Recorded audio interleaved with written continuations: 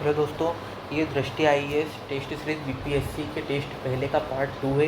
इससे पहले यदि आपने पार्ट 1 नहीं देखा हो तो आप प्लीज़ पहले पार्ट 1 जाके देखिए, उसके बाद इसको कंटिन्यू कीजिएगा। तो चलिए लेक्चर की शुरुआत करते हैं। जो 76 क्वेश्चन है, इसमें बोला गया है निम्नलिखित में से कौन हमज़ानामा का वर्णन करता है। तो हमज़ानामा क्या एक धार्मिक ग्रंथ है, एक काव्य पुस्तक है, एक सचित्र कहानियों का संग्रह है या एक ऐतिहासिक अभिलेख है। तो यदि हमज़ानामा के बारे में जानकारी ली जाए तो हमज़ानामा मुग़ल काल में लिखा गया था और ये एक प्रकार की सचित्र कहानियों का संग्रह है। हमज़ानामा का परिचय। हमज़ानामा, जिसे हमज़ा की पुस्तक के नाम से जाना जाता है, यह मुग़ल काल की सबसे महत्वपूर्ण कलात्मक और साहित्यिक कृति है। तो हमज़ानामा का संबंध किस काल से है? ये मुग़ल काल से संबंधित है। ठीक है, आगे क्या लिखा गया है? यह मुस्लिम नायक हमज़ा और उसके अनुयायियों के बारे में सचित्र कहानियों का एक संग्रह है। इन कहानियों में अविश्वासियों, चुड़ैलों, राक्षसों और अन्य अलौकिक जादुई शक्तियों के खिलाफ उनके साथ रोमांचक संघर्ष शामिल है। हमज़ानामा में तीव्र गति वाली नाटकीय कार्रवाई शामिल है। ठीक है, नाटकीय कार्रवाई है, यहाँ पे रोमांच और नाटक के प्रति भारतीय प्रेम को भी दर्शाती है। इसमें साहसी लड़ाइयों के दृश्य, हिंसक क्रियाएं शामिल है जो जीवन से भरी होती है। मूल रूप से ये कहानियाँ लिखित रूप में नहीं है बल्कि मौखिक रूप से प्रस्तुत की जाती है। इन कृतियों का कागज़ पर लिखा गया है जो चमकीला होने के साथ हल्के सोने से रंगा हुआ है। ठीक है, इसमें कपास का भी प्रयोग किया गया है और पेंटिंग कपास की गई इस चीज़ से कागज़ के द्वारा बनाया गया है। उन्होंने कृतियों के साथ चित्रों के रूप में सचित्र हमज़ानामा का निर्माण किया। जबकि अकबर को सचित्र कहानियों पसंद थी, इसीलिए यह संभावना है कि इस चित्रों को ऊपर उठाकर पाठ को जोर से पढ़ा जाता था।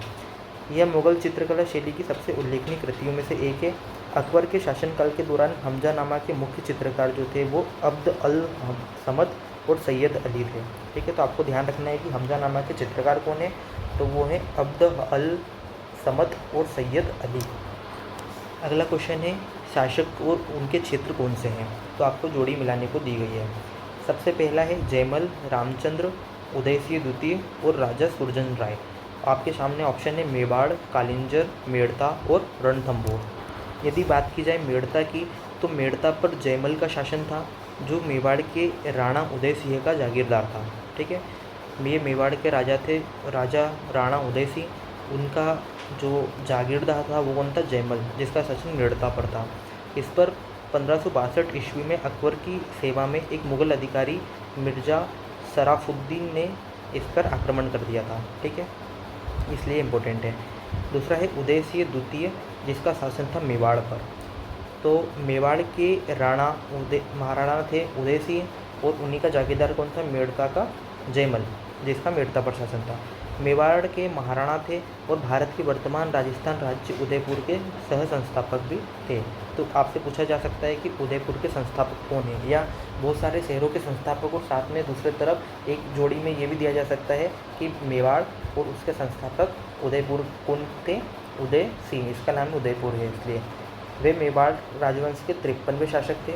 वे महाराणा संग्राम सिंह या राणा सांगा जो थे और बूंदी की राजकुमारी रानी कर्णावती के चौथे पुत्र थे। ठीक है, तो राणा सांगा के पुत्र का नाम क्या था? राणा उदय सिंह। आगे है रणथंभौर। रणथंभौर के शासक सुरजन राय बूंदी के राजपूत और मेवाड़ के जागीरदार थे। अकबर की सेना ने शासक की सेना के खिलाफ मार्च निकाला और 1569 ईस्वी में रणथंभौर के किले पर भी आक्रमण किया। तो अकबर की सेना ने सबसे पहले 1562 में मेड़ता पर आक्रमण किया था, जहाँ पर जयमल का शासन था, और 1569 में उन्होंने रणथंभौर पर आक्रमण किया। इनने उसकी अधीनता स्वीकार कर ली। ठीक है, आगे कालिंजर पे है। तो कालिंजर पर रीवा के राजा रामचंद्र का शासन था। ठीक है, अगस्त 1569 ईस्वी में अकबर ने कालिंजर के खिलाफ अपनी सेना भेजी और राजा को चित्तौड़ रणथंभौर के पतन के बारे में पहले से ही पता था, इसलिए उसने बिना लड़े ही युद्ध समर्पण कर दिया। तो यहाँ पे आपको एक क्रम मिल रहा है कि सबसे पहले उसने चित्तौड़ पर आक्रमण किया अकबर ने, फिर उसने रणथंभौर पर आक्रमण किया। ठीक है, और उसके बाद उन्होंने जाकर किया कहाँ पर? कालिंजर पर आक्रमण किया। तो ये क्रम है। तो यदि जयमल के शासन की बात की जाए तो ये अभी हमने देखा मेड़ता पर है, तो एक आ जाएगा 3। ठीक है, रामचंद्र की बात की जाए तो रामचंद्र का शासन कहाँ पर है? तो इनका शासन है कहाँ पर? कालिंजर पर, तो बी का आ जाएगा 2। सी है उदयसिंह द्वितीय। उदयसिंह द्वितीय जो थे वो मेवाड़ के शासक थे, राणा सांगा के पुत्र थे, तो इसका आ जाएगा 1। और डी है राजा सुरजन राय जो रणथंभौर पे थे, तो डी का आ जाएगा 4। तो 3214 इसका सही जवाब होना चाहिए। तो 3214 ऑप्शन नंबर सी इसका सही जवाब होगा। अगला क्वेश्चन है शुद्धाद्वैत दर्शन का प्रतिपादन किसने किया, तो इसका सही जवाब हो जाएगा वल्लभाचार्य। ठीक है, तो यहाँ पे वल्लभाचार्य की जानकारी दी गई है। कृष्णदेव राय के दरबार में शुद्धाद्वैतवाद के सिद्धांत को उन्होंने प्रस्तुत किया। उनका जन्म 15वीं शताब्दी में बनारस में हुआ था। ठीक है, तो किसके दरबार में रहते थे, कृष्णदेव राय के दरबार में रहते थे। ठीक है, शुद्धाद्वैत में विशिष्ट अद्वैत की तरह विश्व और ब्रह्म दोनों को वास्तविक अस्तित्व माना गया है। इसमें माना गया है कि जो ब्रह्म है और जो विश्व है वो दोनों वास्तविक में है। हालांकि ये कहा जाता है कि ब्रह्म विश्व में परिवर्तित नहीं होता, ठीक है, बल्कि विश्व ब्रह्म के एक अंश के रूप में, उसके पहलू के रूप में बिना किसी परिवर्तन के विद्यमान रहता है। संसार ब्रह्म का एक पहलू मात्र है, इसमें कोई परिवर्तन नहीं है। ठीक है, अतः इस दर्शन को शुद्धाद्वैत कहा जाता है। इसका अर्थ है शुद्धाद्वैतवाद, क्योंकि ये दावा करता है कि बिना किसी परिवर्तन के सिर्फ एक की ही वास्तविकता होती है, वो किसकी होती है, ब्रह्म की होती है। अगला क्वेश्चन है मनसबदारी व्यवस्था से रिलेटेड है। तो मनसबदारों की नियुक्ति सम्राट के द्वारा मीर बख्शी की सिफारिश पर की जाती थी। दूसरा है मनसबदार को राजस्व एकत्र करने और अपनी जागीरों का पर प्रशासन का अधिकार था। कौन सा कथन सही है। यहाँ पे मैं आपसे बोलना चाहूँगा कि आप वीडियो को पॉज करके अपनी तरफ से आंसर लगाने की कोशिश कीजिएगा, उससे आपकी आंसर राइटिंग में और साथ ही साथ आपकी अप्रोच में भी काफ़ी ज़्यादा सुधार होगा। यदि यहाँ पे बात की जाए तो मनसबदारों की नियुक्ति सम्राट के द्वारा मीर बख्शी की सिफारिश पर की जाती, तो ये कथन बिल्कुल सही है। दूसरा यहाँ पे कथन है कि मनसबदारों को राजस्व एकत्र करने और अपनी जागीरों पर प्रशासन का अधिकार था, तो ये कथन गलत हो जाएगा, क्योंकि उन्हें राजस्व एकत्र करने का अधिकार था लेकिन प्रशासन का अधिकार तो नहीं था। तो ऑप्शन एक इसका सही जवाब होगा। मध्यकालीन भारत और मुगल काल से क्वेश्चन बहुत ही फेवरेट रहता है, तो इसको आप अच्छे से पढ़िएगा। मनसबदार एक अनूठी व्यवस्था थी जिसे औपचारिक रूप से मुगल सम्राट अकबर के द्वारा 1571 में शुरू किया गया था। ध्यान रखना, इसको औपचारिक रूप से मुगल सम्राट के द्वारा प्रारंभ किया गया था। ये प्रणाली बेसिकली तुर्की प्रणाली है। मनसब शब्द अरबी मूल का है, जिसका अर्थ है यह पद और स्थिति। मनसब का अर्थ है किसी पद का धारक या अधिकारी। मनसब की नियुक्ति सिर्फ शासक के द्वारा की जाती थी, हालांकि केवल मीर बख्शी की सलाह पर ही मनसबदारों की नियुक्ति की जाती थी। गैर प्रदर्शन पर पदावनत का सिद्धांत था, लेकिन सामान्यतः इसका पालन नहीं किया जाता था। ठीक है, प्रत्येक मनसबदार को नागरिक और सैन्य दोनों दायित्वों की दोहरी जिम्मेदारी होती थी। पद और वेतन का निर्धारण जात नामक स्थान संख्या से किया जाता था। ठीक है, जात पद होता था, जात में पद और वेतन होते थे। मनसबदार की सैन्य जिम्मेदारी के लिए उसे एक निश्चित संख्या में सवार या घुड़सवार सेना रखने की आवश्यकता होती थी। ठीक है, आगे यहाँ लिखा गया है कि मनसबदारों को उनका वेतन राजस्व निर्धारण के रूप में मिलता था। ठीक है, जिसे जागीर कहा जाता था, जो कुछ हद तक इक्ता प्रणाली के समान था। लेकिन मुक्तियों के विपरीत, मुक्ति कौन थे, जो इक्तादार, हमने सिस्टम अभी इससे पहले वाली वीडियो में देखा था, तो मुक्ति जो थे वो इक्तादार होते थे। अधिकांश मनसबदार वास्तव में अपनी जागीरों में निवास नहीं करते थे, उनका प्रशासन नहीं करते थे, उसके पास केवल राजस्व निर्धारण का अधिकार होता था। ठीक है, औरंगजेब के शासनकाल में जागीरदारी संकट के कारण मनसबदारी व्यवस्था प्रभावित भी हुई थी। अगला प्रश्न है निम्नलिखित में से किसने गाजी की उपाधि धारण की थी, तो इसका सही जवाब होगा बाबर। बाबर के द्वारा जो खानवा का युद्ध लड़ा गया था, खानवा युद्ध में उसने क्या किया था कि 1527 ईस्वी में ये युद्ध लड़ा गया था, और इस युद्ध में उसने चंदेरी के राजा मोदिनी राय राणा सांगा के सहयोगी थे, उनको पराजित किया था, और इसी के साथ उन्होंने अपनी गाजी की उपाधि धारण की थी। अगला प्रश्न है मुगल प्रशासन के दौरान व्यापार एवं विकास के संदर्भ में निम्नलिखित कथनों पर विचार कीजिए, कौन सा कथन सही है। लंबी दूरी के व्यापार में विशेषज्ञता रखने वाले लोग सेठ घोड़ा कहलाते थे। दूसरा, चेट्टी दक्षिण भारत का एक महत्वपूर्ण व्यापारिक समुदाय था। तो यहाँ पे केवल एक, केवल दो, एक और दो, और न तो एक न तो दो। तो यहाँ पर लंबी दूरी की विशेषता के रखने वाले को सेठ या भोरा कहते थे, कथन सही है। और चेट्टी दक्षिण भारत का एक महत्वपूर्ण व्यापारिक समुदाय था, ये कथन भी सही है। तो यहाँ पे दोनों कथन सही हो जाएंगे। व्यापार तथा विकास की यदि बात करें तो भारतीय व्यापारिक वर्ग सुव्यवस्थित और अत्यधिक पेशेवर थे। सेठ, बोहरा व्यापारी लंबी दूरी के व्यापार में शामिल थे, जबकि स्थानीय व्यापारी को वणिक कहते थे। तो यहाँ पे आपको कुछ टर्म ध्यान रखना है। टर्म कौन कौन से हैं, जो सेठ और बोहरा होते थे वो व्यापार लंबी दूरी से संबंधित थे, जबकि जो वणिक होते थे वो छोटी दूरी के व्यापार से संबंधित होते थे। तो एग्ज़ाम में क्या होता है कि एग्ज़ाम में कई बार आपसे सीधे डायरेक्ट टर्म पूछ लेते हैं कि प्राचीन या मध्यकालीन भारत में सेठ और बोहरा कौन थे, तो आपको सीधे क्लिक करना चाहिए दिमाग में कि ये व्यापार से संबंधित टर्म है। वहीं वणिक भी व्यापार से संबंधित टर्म है। ठीक है। व्यापारिक समुदाय किसी एक जाति या धर्म में नहीं थे। वे उत्तर भारत में गुजराती व्यापारी में हिंदू, जैन, मुस्लिम शामिल थे। राजस्थान में ओसवाल, माहेश्वरी और अग्रवाल को मारवाड़ी कहा जाता था, जबकि दक्षिण भारत में कोरोमंडल तट पर चिट्टी, मालाबार के मुस्लिम व्यापारियों ने महत्वपूर्ण व्यापारिक समुदाय के रूप में स्थान बनाया था। अगला प्रश्न है, निम्नलिखित में से किस स्थान पर अशोक के 4 सिंह वाले शीर्ष मिले हैं? ठीक है, सारनाथ, रामपुरवा, धौली और कलसी, 4 ऑप्शन आपके पास। तो इसका सही जवाब होगा Sarnath, option number A. Varanasi के निकट सारनाथ में 100 वर्ष से भी अधिक समय पहले खोजी गई सिंह शिखर को सामान्यतः सारनाथ सिंह शिखर कहा जाता है। सारनाथ में बुद्ध के द्वारा किए गए प्रथम उपदेश या धर्मचक्र प्रवर्तन, ये भी हमने कल देखा था कि धर्मचक्र प्रवर्तन किसे कहते हैं, कि ऐतिहासिक घटना की स्मृति में इस स्तंभ की राजधानी का निर्माण अशोक ने करवाया था। इस स्तंभ में मूल रूप से 5 घटक भाग शामिल थे। सॉफ्ट स्तंभ दंड, कमल के आकार का घंटा, घंटा आधार का एक ड्रम जिस पर 4 पशु दक्षिणावर्त दिशा में आगे खड़े हैं, 4 राजसी अलंकृत शैलों की आकृति, शीर्ष नेतृत्व धर्मचक्र, एक बड़ा पहिया भी इसमें शामिल है। धर्मचक्र का एक बड़ा पहिया शामिल है। इस राजधानी में 4 शेर एक गोलाकार स्तंभ पर एक दूसरे की पीठ सटाकर बैठे हैं। राजधानी की सेब की आकृतियाँ बहुत सी प्रभावशाली और विशाल है। रामपुरवा स्तंभ में बेल वृषभ का शीर्ष है और धौली और कलसी में हाथी का शीर्ष है। ठीक है, तो आपको ध्यान रखना है, यदि आपसे पूछ जाए कि निम्नलिखित में से किसमें बेल या वृषभ का शीर्ष है तो उसका सही जवाब क्या होगा? रामपुरवा में। और यदि आपसे पूछे कि किसमें हाथी का शीर्ष है तो यह आ जाएगा आपका धौली और कलसी में। ठीक है, ये ध्यान रखिएगा। अगला क्वेश्चन है, सांची स्तूप के संदर्भ में निम्नलिखित में से कौन सा कथन सही है? इसमें 2 स्टेटमेंट लिखे गए हैं। पहला है, इसका निर्माण सम्राट अशोक ने करवाया था, पहला। दूसरा, स्तूप के चारों ओर सुंदर प्रवेश द्वार की रेलिंग के निर्माण में शुंग राजवंश का योगदान था। ठीक है, तो इसका पहला स्टेटमेंट सही है बिल्कुल कि सम्राट अशोक के द्वारा सांची स्तूप का निर्माण किया गया था और स्तूप के चारों ओर सुंदर प्रवेश द्वार की रेलिंग के निर्माण में शुंग राजवंश के दौरान की गई थी। तो ये कथन भी अपने आप में सही है, तो इसका सही जवाब हो जाएगा, दोनों कथन सही है।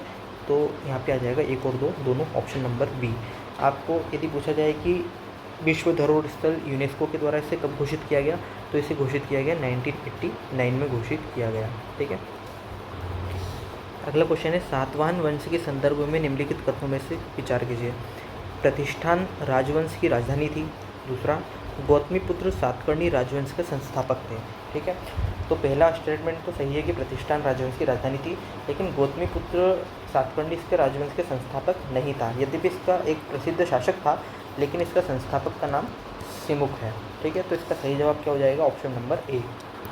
भारत में मौर्यों के सबसे बड़े उत्तराधिकारी शुंग थे, उसके बाद कण्व के स्थान आता है। पहली शताब्दी ईसा पूर्व में सातवाहनों ने 100 वर्ष या उससे अधिक समय बीत जाने के बाद दक्कन, मध्य भारत और मौर्य का अनुसरण किया। सातवाहनों ने आंध्र, महाराष्ट्र, कर्नाटक, मध्य प्रदेश के कुछ हिस्सों पर शासन किया। मतलब ये वाला एरिया जो है कौन कौन सा? आंध्र प्रदेश, महाराष्ट्र, कर्नाटक, मध्य प्रदेश के कुछ हिस्से वाले हिस्से पर इन्हें शासन किया था। उन्हें आंध्र के नाम से भी जाना जाता है। उनकी राजधानी प्रतिष्ठान या पेठन भी कहा जाता है। साथ ही साथ अमरावती भी उनकी राजधानी थी। शिमुक जो है वो सातवाहन वंश का संस्थापक है और नानाघाट में सातवाहन अभिलेख है जिसमें इसमें उस राजा की प्रथम स्थान प्राप्त है। गौतमीपुत्र सातकर्णी राजवंश के प्रसिद्ध शासकों में से एक था और उसका शासनकाल कब का था? तो 106 से 130 ईस्वी के बीच था। अगला क्वेश्चन है, चचनामा का लेखक है। कौन है चचनामा का लेखक? तो आपके सामने ऑप्शन है मोहम्मद अली कुफ़ी, फिरदौसी, मीर हसन देहवली और अहमद यादगार। तो इसका सही जवाब हो जाएगा मोहम्मद अली कुफ़ी। जो चचनामा है जिसको मोहम्मद अली कुफ़ी ने लिखा है, इसका संबंध किससे है? तो जो मोहम्मद बिन कासिम के आक्रमण और उसकी अरब विजय से संबंधित है, उसी का इसने अनुवाद किया है। ठीक है, अरब विजय से संबंधित है। तो चचनामा का लेखक है मोहम्मद अली कुफ़ी। अगला प्रश्न है, निम्नलिखित में से कौन सा ग्रंथ सूफी विचारों और व्यवहारों से संबंधित है? पहला, कश्फ उल महजूब, मकतूबत ए इमाम रब्बानी, फ़वाइद अल फ़ुज़ात या अखबार अल अख़यार। तो इसका सही जवाब होगा कश्फ़ उल महज़ूब।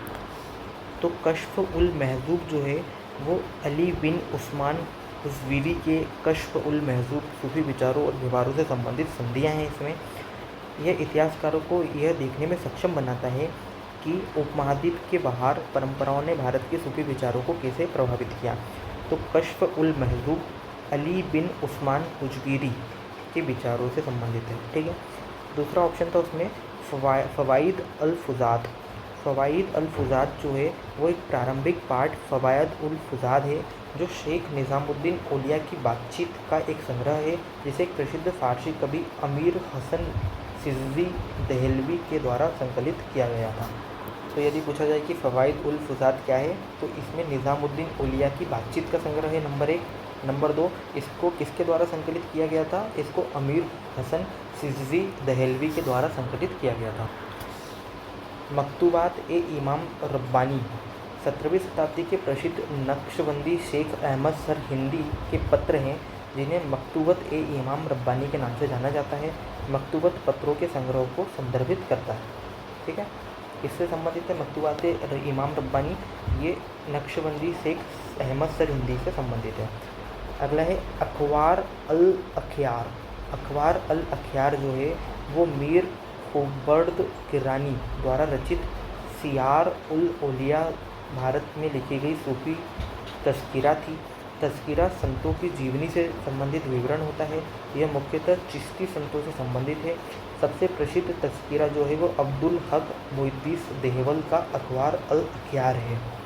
तो अखबार उल अख़यार एक प्रकार से तज़किरा है, जिसमें सूफी संतों में चिश्ती संप्रदाय के संतों की जीवनी है, जिसका संकलन किसने किया है?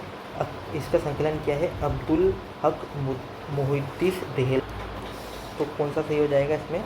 कश्फ़ उल महज़ूब। ठीक है, यहाँ पे फ़वाइद उल फ़ुआद हमने अभी देखा कि इसमें किसकी बातचीत है, तो इसमें निज़ामुद्दीन औलिया के बारे में चर्चा है। और अखबार अल अख़यार जो है वो ये एक प्रकार का तज़किरा है, जिसमें सूफी संतों, जिसमें चिश्ती संतों की जीवनी के बारे में बताया गया है। ठीक है, अगला क्वेश्चन पे चलते हैं। सिकंदर लोदी के संदर्भ में विचार करना है। उसने गज ए सिकंदरी नामक गज की एक माप को स्थापित किया था। उसने बाबर के साथ पानीपत की प्रथम लड़ाई लड़ी थी। तो पहला कथन तो सही है कि गज ए सिकंदरी थी, लेकिन उसने बाबर के साथ पानीपत की लड़ाई नहीं लड़ी थी, बल्कि इसकी किसने लड़ी थी? तो इब्राहिम लोदी के द्वारा लड़ी गई थी। तो ऑप्शन नंबर 1 इसका सही जवाब हो जाएगा। अगला क्वेश्चन है, शिवाजी के मंत्रियों के समूह को क्या कहा जाता था? अष्टदिग्गज, अष्टप्रधान, नवरत्न और उपयुक्त में से कोई नहीं। तो इसका सही जवाब हो जाएगा क्या? बी, अष्टप्रधान। तो शिवाजी के 8 मंत्रियों को नियुक्त किया था, जिसे अष्टप्रधान कहा जाता था। यह मंत्री परिषद की प्रकृति में नहीं था। प्रत्येक मंत्री प्रत्यक्ष रूप से शासक के प्रति उत्तरदायी होता था। ठीक है, अब इसमें अष्टप्रधान कौन कौन थे इसके बारे में, मंत्री है और उनके उत्तरदायित्व क्या थे वो बताया गया है। पहला है पेशवा। जो पेशवा होता था वो सामान्य प्रशासन से संबंधित मामलों को देखता था। दूसरा है सर ए नौबत, जो सेनापति होता था। यह सेना का अनुशासन और उसका प्रशिक्षण बनाए रखने से संबंधित चीज़ें देखता था। तीसरा है मजूमदार। मजूमदार जो होता था वो एक प्रकार से लेखाकार होता था। चौथा है वाक्यनवीश। वाक्यनवीश खुफिया विभाग होता था। ठीक है, पांचवा है सूरनबीस या चिटनीस। चिटनीस जो होता था वो पत्र व्यवहार से संबंधित होता था। छठवां है दवीर या सुमंत। ये दोनों संबंधित किससे? विदेशी शक्तियों के निपटने से राजा की मदद करते थे। सातवां है न्यायाधीश, जो न्याय से संबंधित था। और आठवां है पंडित राव, जो धर्मार्थ अनुदान से संबंधित मामलों को देखता था। तो एक बार फिर से रिवाइज कर लेते हैं। पेशवा, सामान्य प्रशासन से संबंधित मामले। सर ए नौबत, सेना का अनुशासन और प्रशिक्षण देखता था। मजूमदार, लेखाकार होता था। वाक्यनवीश, खुफिया विभाग से संबंधित चित्रों को देखता था। सरनोबीस या चिटनीस जो था वो पत्र विभाग से संबंधित देखता था। दवीर और सुमंत जो थे वो विदेश विभाग से संबंधित मामले देखते थे। न्यायाधीश न्याय और पंडित राव धर्मार्थ से संबंधित मामले देखता था। अगला प्रश्न है, निम्नलिखित में से भारत का कौन सा प्राचीन बंदरगाह भारत का पहला बाजार के नाम से जाना जाता है? पहला है कावेरीपट्टनम, दूसरा है पुहार, तीसरा है अरिकामेडू और चौथा है मुजरिश। तो भारत का जो मुजरिश बंदरगाह है वो भारत का पहला बाजार के नाम से जाना जाता है। तो मुजरिश जो था वो पेरियार नदी के मुहाने पर स्थित था। ठीक है, पहला। जो वर्तमान में केरल राज्य में स्थित है। ये पहला पॉइंट हो गया आपका। इसकी भौगोलिक स्थिति ने इसे प्राकृतिक लाभ प्रदान किया क्योंकि ये मध्य और पूर्वी भारत के कई शहरों से जुड़ा हुआ था। देश भर में विदेशी सामान जैसे सुगंधित मवर्षे, कपूर, चंदन, कीमती पत्थर, कीमती हाथीदांत मुजरिस में आते थे। विश्व भर में व्यापारी रोमन व्यापारी, चीनी, यहूदी, फिनीशियन, लेवेंटाइन, मिस्रवासी मुजरिस में आते थे और बदले में अपनी कीमती वस्तुएं लाते थे। ठीक है, उनमें से कई सोना भी लाते थे और काली मिर्च विशेष रूप से तैयार की जाती थी। मुजरिस इतना प्रसिद्ध था कि प्लिनी ने इसे भारत का पहला बाजार कहा है। तो किसने इसको पहला बाजार कहा है? तो प्लिनी ने कहा है। ये इम्पोर्टेंट है। संगम युग के कवि इलांगो अदिगल ने शिल्पाधिकारम में एक विदेशी बंदरगाह का वर्णन किया है जो आरंभिक तमिल महाकाव्यों में से एक है। अगला प्रश्न है, प्राचीन दक्षिण भारतीय इतिहास में उरार को कहा जाता था? किसान ग्रामों का प्रवक्ता, साम्राज्य का राजा, ब्राह्मणों को उपहार में दी गई भूमि या महापाषाण गुफाएं? तो इसका सही जवाब हो जाएगा क्या? किसान ग्रामों का प्रवक्ता। ठीक है, तो कृषि के विस्तार के साथ ही ग्रामीण इलाकों में कई सारी बस्तियां बनने लगी थी जैसे वैसे ही उरार जो होता था वो गाँव का भूमि धारक होता था। तो ये गाँव का भूमि धारक होता था और इसको क्या क्या चीज़ें थी? इसके पास महत्वपूर्ण काम था कि ये तालाबों की देखभाल करेगा। ठीक है, दूसरा महत्वपूर्ण काम था कि ये जल को संग्रहित करने का काम करता था। ये गांव में जो मंदिर होते थे उनकी देखभाल करने का काम भी करता था। तो इसका महत्वपूर्ण काम इस प्रकार का था। और वे राज्य के प्रशासनिक कार्य जैसे राजस्व संग्रहण, कानून व्यवस्था रखना और राजा के आदेशों का पालन भी करते थे। तो उरार कौन थे? किसान ग्रामों का प्रवक्ता। अगला प्रश्न है, निम्नलिखित में से किस शासक के दरबार में नवरत्न या नवरत्न थे? चंद्रगुप्त द्वितीय, चंद्रगुप्त प्रथम, समुद्रगुप्त या कुमारगुप्त? तो इसका सही जवाब हो जाएगा चंद्रगुप्त द्वितीय, ऑप्शन नंबर 1। तो चंद्रगुप्त द्वितीय को विक्रमादित्य चंद्रगुप्त द्वितीय भी कहा जाता है। उसके शासनकाल के दौरान गुप्त साम्राज्य अपने उच्चतम स्तर पर था। चंद्रगुप्त द्वितीय के दरबार में उपस्थित नवरत्नों के नाम बुद्धिजीवी कवियों के समूह के कारण थे और स्वर्णयुग कहा जाता था। इसके नवरत्न में कौन कौन थे? अमर सिंह, धन्वंतरी, हरिसेन, कालिदास, शपणक, शंकु, वरामिहिर, वररुचि और वेताल भट्ट। प्राचीन इतिहास में विष्टि का संबंध किससे था? बंधुआ मजदूरी से, गांव के समूह से, गांव के मुखिया से या एकत्र किए जाने वाले कर से? तो इसका सही जवाब क्या होगा? बंधुआ मजदूरी, ऑप्शन नंबर 1। क्या हो रहा था कि गुप्त काल में जो राजत्व था वो कैसा था? वो वंशानुगत शासन किया जाता था। तो गुप्त काल में जब वंशानुगत शासन था तो उसमें ग्रामीणों को बंधुआ मजदूरी भी करनी पड़ी बहुत बार। तो ग्रामीणों को जो बंधुआ मजदूरी करनी पड़ती थी तो उस प्रथा को क्या कहा जाता था? विष्टि कहा जाता था और बंधुआ मजदूरी इसका सही जवाब होगा। अगला प्रश्न है कि सती प्रथा का साक्ष्य निम्नलिखित में से किस अभिलेख में मिलता है? पहाड़पुर ताम्र अभिलेख में, भानुगुप्त के एरण अभिलेख में, नालंदा ताम्रपत्र अभिलेख में, इलाहाबाद स्तंभ अभिलेख में? तो इसका सही जवाब होगा भानुगुप्त के एरण अभिलेख में। यह अभिलेख 510 ईस्वी के आसपास गुप्त काल में सती प्रथा के सबसे प्राचीन साक्ष्य के बारे में बताता है। ठीक है, इसमें उत्तरा नाम की एक महिला की मृत्यु दर्ज हुई थी जो अपने पति के साथ योद्धा की युद्ध में मृत्यु के साथ सती हो गई थी। अभिलेख में स्पष्ट रूप से आत्मदाह के कृत्य का उल्लेख है जो एक महत्वपूर्ण ऐतिहासिक अभिलेख बताता है। अगला प्रश्न है, सफ़रनामा रहला का लेखक कौन है? अलबरूनी, अहमद हरामी, मलिक मोहम्मद जायसी या इब्न बतूता? तो इसका सही जवाब हो जाएगा ऑप्शन डी, इब्न बतूता। जो इब्न बतूता था वो 1334 ईस्वी में भारत आया था और उसने 8 वर्षों तक दिल्ली के काजी के रूप में कार्य किया। ध्यान रखना है वो दिल्ली का काजी था। ठीक है, ख्वाजा निज़ामुद्दीन अहमद हरामी जिन्होंने तबकात अकबरी और तारीफ़ अल्फ़ी लिखी थी और अलबरूनी जो था इसने किताबुल हिंद लिखी थी। ठीक है, मलिक मोहम्मद जायसी का पद्मावत जो है वो सबसे ज़्यादा फेमस है। अगला प्रश्न है, अल्लामा प्रभु और अक्का महादेवी का संबंध किस आंदोलन से है? वीरशैव से, नाथपंथी से, खालसा पंथ से या स्वामी नारायण से? तो इसका सही जवाब हो जाएगा वीरशैव संप्रदाय से। जो वीरशैव आंदोलन था वो 12वीं शताब्दी में 12th सेंचुरी में हुआ था। ठीक है, कर्नाटक में आरंभ हुआ था। वीरशैव ने सभी लोगों के बीच समानता की सुदृढ़ वकालत की थी और महिलाओं के उपचार की ब्राह्मणवादी अवधारणाओं का भी उन्होंने विरोध किया था। उन्होंने सभी प्रकार के अनुष्ठान और वो मूर्ति पूजा को भी अस्वीकरण किया गया उनके द्वारा। आगे जाके उन्होंने शिव की लिंग की पूजा की। तो वो मूर्ति पूजा नहीं करते थे बल्कि शिवलिंग की पूजा करते थे। पुरुष आमतौर पर एक छोटे शिवलिंग को अपने बाएं कंधे पर लटकाते थे और चांदी के आभरण में बंद भी रखते थे। अगला प्रश्न है, खलीमपुर ताम्रपत्र अभिलेख का संबंध किस शासक से था? ऑप्शन है रुद्रदामन, धर्मपाल, अशोक और समुद्रगुप्त। तो खलीमपुर का संबंध किससे है? ऑप्शन बी धर्मपाल से। खलीमपुर ताम्र अभिलेख के अनुसार जो गोपाल ने मत्स्य न्याय यानी अराजकता के काल से लोगों को बचाने के लिए पाल वंश की स्थापना की थी।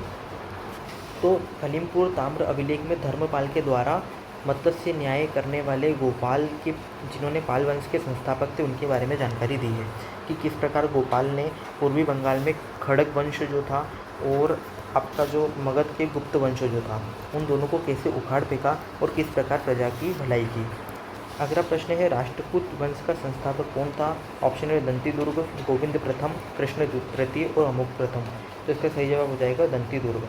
ठीक है, तो दंती दुर्ग राष्ट्रकूट साम्राज्य के संस्थापक थे, जिन्होंने राजधानी आधुनिक सोलापुर के पास किसको बनाई थी? मान्यखेत को अपनी राजधानी बनाई थी। तो आपको ये भी ध्यान रखना है कि राष्ट्रकूट की राजधानी क्या थी? मान्यखेत थी। वह कर्क द्वितीय के समकालीन प्रतीत होता है। उन्होंने अपने ससुर पल्लव नंदीवर्मन को चालुक्यों से कांची को पुनः प्राप्त करने में भी मदद की थी और उन्होंने हिरण्यगर्भ नामक एक अनुष्ठान भी किया था। किसने? दंती दुर्ग ने। क्या अनुष्ठान किया था? हिरण्यगर्भ नामक किया था। अगला प्रश्न है, सैयद वंश का संस्थापक कौन था? ऑप्शन है मुबारक शाह, मोहम्मद शाह, अलाउद्दीन आलम शाह या खिज़्र खान। तो इसका सही जवाब हो जाएगा Khizr Khan, option number D. Syed वंश जो है वो दिल्ली सल्तनत का चौथा राजवंश था, जो तुगलक वंश के बाद सत्ता पर आसीन हुआ था और 1450 तक शासन किया। खिज़्र खान जो था वो सैयद वंश का संस्थापक था। उन्होंने 1414 से 1421 तक शासन किया और अपने शासन के इस संक्षिप्त अवधि में यह कहा जा सकता है कि खिज़्र खान एक सक्षम प्रशासक था और रक्तपात के पक्ष में नहीं था। वे स्वभाव से नरम थे और अपनी प्रजा के साथ अच्छे ख्याल रखे। इससे पहले खिज़्र खान को फिरोज शाह तुगलक ने मुल्तान का गवर्नर भी नियुक्त किया था। बाद में तैमूर ने भारत पर आक्रमण किया और खिज़्र खान को मुल्तान और लाहौर का गवर्नर नियुक्त किया। अगला प्रश्न है, 1833 का चार्टर अधिनियम निम्नलिखित तथ्यों पर विचार कीजिए। इसने भारत के साथ व्यापार पर कंपनी के एकाधिकार को समाप्त कर दिया, पहला। नंबर 2, इसने प्रेसिडेंसियों को विधि निर्माण की शक्तियों से वंचित कर दिया और विधायी शक्ति को गवर्नर जनरल की उसकी परिषद को सौंप दिया। तो यहाँ पे देखा जाए तो इसने भारत के साथ व्यापार पर कंपनी के एकाधिकार को समाप्त कर दिया। ये कथन सही नहीं है, क्योंकि भारत के साथ कंपनी का एकाधिकार जो समाप्त हुआ था वो 1813 के एक्ट से हुआ था। तो ये कथन यहाँ पे गलत हो जाएगा। इसने प्रेसिडेंसी को विधि निर्माण की शक्ति से वंचित कर दिया और विधायी शक्ति को गवर्नर जनरल और उसकी परिषद को सौंप दिया। ये कथन अपने आप में सही है, तो इसका सही जवाब हो जाएगा ऑप्शन नंबर बी। तो 1813 के चार्टर अधिनियम ने भारत के साथ व्यापार पर कंपनी के एकाधिकार को समाप्त कर दिया। तो यहाँ पे 1833 का एक्ट लिखा हुआ था, इसलिए वो गलत हो जाएगा पहला स्टेटमेंट। यद्यपि राजस्व, प्रशासन और नियुक्ति पर कंपनी का नियंत्रण अछूता रहा। ठीक है, वर्ष 1933 के चार्टर अधिनियम ने चीन के साथ व्यापार पर कंपनी के एकाधिकार को समाप्त कर दिया और भारत पे तो 1813 में पहले ही हो गया था। तो 1813 ने भारत पर एकाधिकार समाप्त किया था और 1833 ने चीन पर अधिकार समाप्त किया था। इसने प्रेसिडेंसियों को विधि निर्माण की शक्ति से वंचित कर दिया और विधायी शक्ति को गवर्नर जनरल और उसकी परिषद को सौंपे। 100वें प्रश्न की ओर, 1922 में असहयोग आंदोलन के अचानक समाप्त होने का कारण प्रमुख में से कौन सी घटना थी? चोरा चोरी घटना, जलियांवाला हत्याकांड, दांडी मार्च और भारत छोड़ो आंदोलन। तो आप यहाँ कैसे एलिमिनेट करके आंसर निकाल सकते हैं? भारत छोड़ो आंदोलन जो है वो 1942 की बात है, दांडी मार्च जो हुआ था वो 1930 में हुआ था, जलियांवाला बाग हत्याकांड 1990 में हुआ था और चोरा चोरी की घटना जो है वही आंसर बचता है, वही आपका आंसर भी है। अगला प्रश्न है, 1849 में परमहंस मंडली का गठन किसके द्वारा किया गया, किस सुधारक ने किया था? आर.जी. भंडारकर, स्वामी विवेकानंद, ईश्वर चंद्र विद्यासागर और डाडोबा पांडुरंग। तो इसका सही जवाब हो जाएगा डाडोबा पांडुरंग। 19वीं शताब्दी के दौरान पश्चिम भारत में कई महत्वपूर्ण सुधार आंदोलन हुए। K.T.. Telang, VN. Mandlik, RG. Bhandarkar जैसे सुधारकों ने भारत के अतीत के संबंध में कई कार्य किए। करसनदास मुलजी, डाडोबा पांडुरंग जैसे अन्य लोगों ने जाति व्यवस्था जैसे सामाजिक मुद्दों का प्रत्यक्ष तौर पर विरोध किया और विधवा पुनर्विवाह को बढ़ावा दिया। उन्होंने 1844 में मानव धर्म सभा और 1849 में परमहंस मंडली की स्थापना की। किसने तो एक थे दादोबा पांडुरंग और एक थे करशनदास मुखर्जी। इन्होंने मिलकर 1844 में मानव धर्म सभा की स्थापना की और 1849 में परमहंस मंडली बनाई। मंडली गुप्त रूप से संचालित होती थी, जिसके सदस्य सभी जातिगत भेदभाव को त्यागने का संकल्प लेते थे। ठीक है, वे एकेश्वरवाद में विश्वास रखते थे और जाति व्यवस्था का विरोध करते थे। प्रायः तथाकथित निम्न जाति के व्यक्तियों के द्वारा तैयार भोजन खाते थे। इस मंडली के द्वारा महिला शिक्षा और विधवा पुनर्विवाह का भी समर्थन किया गया। यद्यपि 1860 के बाद संगठन का पतन हो गया, क्योंकि इसकी सदस्यता और गतिविधियों में कम रोचकता आ गई। अगला प्रश्न है, निम्नलिखित में से कौन सा संगठन वर्ष 1930 में चटगांव शस्त्रागार छापे के लिए जिम्मेदार था? United Patriotic Association, Indian Public Army, Abhinav Bharat और गदर पार्टी। तो इसका सही जवाब क्या होगा? इसका सही जवाब होगा इंडियन रिपब्लिक आर्मी। ठीक है, 18 अप्रैल 1930 को चटगांव शस्त्रागार पर छापे का नेतृत्व मास्टर दास सूर्यसेन और उनके साथी राष्ट्रवादियों ने किया था, जो भारतीय रिपब्लिकन आर्मी के नाम से कई क्रांतिकारी समूह के सदस्य थे। उन्होंने अंग्रेजों के खिलाफ बल के प्रयोग की वकालत की थी।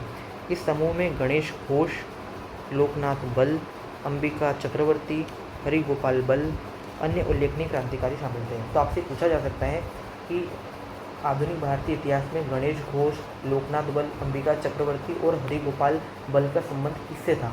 तो किससे संबंधित है? ये भारतीय रिपब्लिकन आर्मी से संबंधित है, जिसके द्वारा चटगांव शस्त्रागार पर छापे का नेतृत्व किया गया था। किसके द्वारा? मास्टर सूर्यसेन के द्वारा किया गया था।